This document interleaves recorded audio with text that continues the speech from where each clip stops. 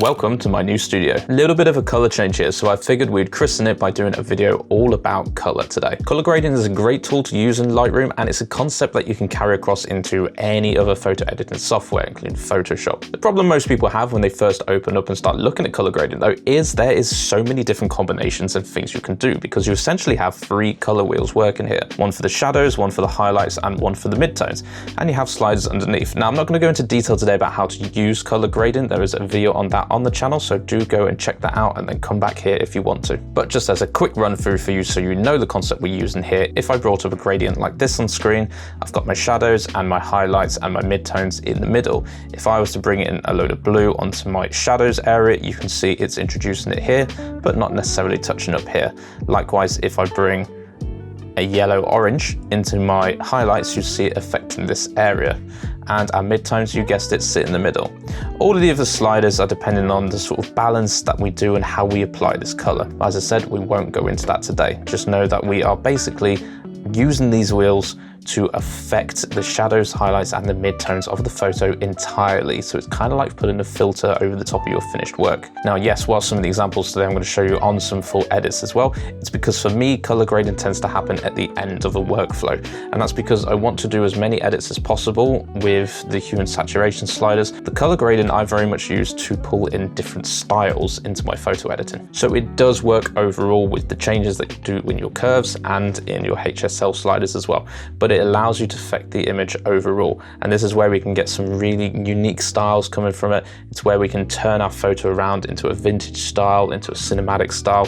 We can do a lot of cool stuff here. And often it's where your own signature style might come from as well, and how you can get all your photos to look similar. So what are some of the best combinations to use? Well, if you're just starting out, you're going to want to use some color theory, and this can really help you to make some decisions. When we're looking at using color grading or just looking at color in general in our photo edits, we are pulling it down into 2 areas, which is your cools and your warms. Finding the balance between these is a great place to start, because naturally you're going to have one or the two in the photo. So a first decision you want to make is, what is the style I'm aiming for here? Am I trying to accent cold tones? Am I trying to accent some warm tones? Or am I trying to achieve something like a vintage style from my print? This will help to influence where you go on the color wheel and potentially what bit of color theory you're going to use. Take, for instance, a shot like this. Take a shot like this. Looks really dark, looks really gloomy, but if we bring up the shot side by side, you can see that is a little bit more warm and brighter. But when we look over at the color grading here, and I take that off, we're very much using that to create that cool tone. Now, I could very easily then switch all of these dials to the other side over to the warms.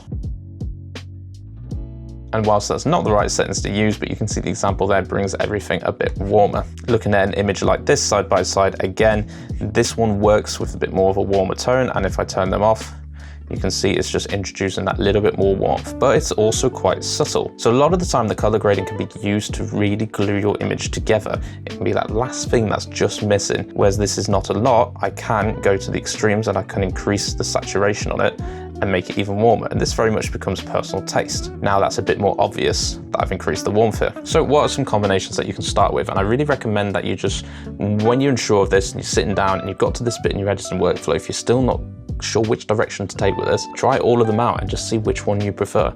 And it's okay if you end up with a couple of different edits of the same photo. So the first one you can start with then is complementary. And this is if we were to take our color wheel and we pick one color from one side and the exact same color from the opposite. This works really nicely, again, to use color theory here, because you are dealing with color wheels. Now, we mentioned that you want to be using warm and cool tones as a focus point, especially if this is quite new to you. So in this sense here, what generally happens, especially with a lot of landscape images, and this is one that I use a lot when I'm dealing with city photos as well, is to bring in some cools into the shadow area, but then some warms into the highlight areas. And this is a complementary color palette that we have, and it works really well when you've got stone-based cities like this shot that I've got here in Rome.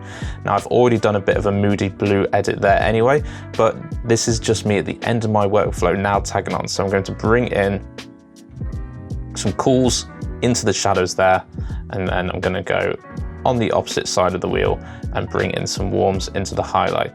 And it doesn't have to be exact. It's again about finding how it balances with what you've already got in your image. You can then use the blending and the balance modes to shift how this looks. For now, you can use your eye, but again, go check out the other video on the channel that really explains this in full detail. You can also go across my website where you can find a masterclass that goes through all of these different tools here, as well as some free presets for you as well. So go check those out. But I like how this blends over to there. Now, if we do a quick toggle on and off, you can see that it is just again made the image pop a little bit more into that cinematic coolness, but it's given us a little bit more of a warmer vibe just down the columns there. Now, you don't have to have the exact same saturation. You might feel like, okay, the warms just want to dial back a little bit and maybe have some more saturation in the blues.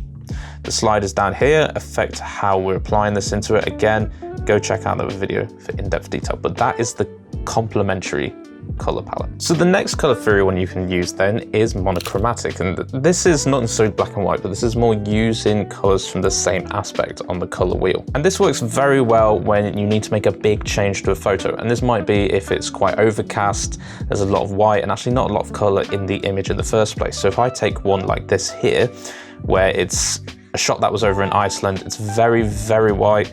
The only color we've got is the red.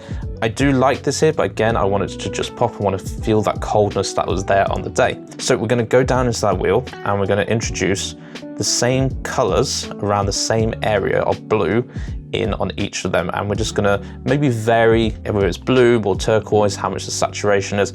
That again is your personal taste, but we will bring in first of all a bit on each side. Now you'll see that the shadows, you have to go a little bit more aggressive, and this is because there's a lot more of the highlights, there's a lot more brightness, so by bringing in the highlights, that's making the biggest difference here. And then I'm also going to bring in some midtones. I don't want to go too turquoisey, I still want to have a nice blue there, but again, I'm just going to find the balance that I like. And very quick usage, but you can see there I've gone across all three wheels, introduced the same color each time, just again at different levels and slightly different hues there.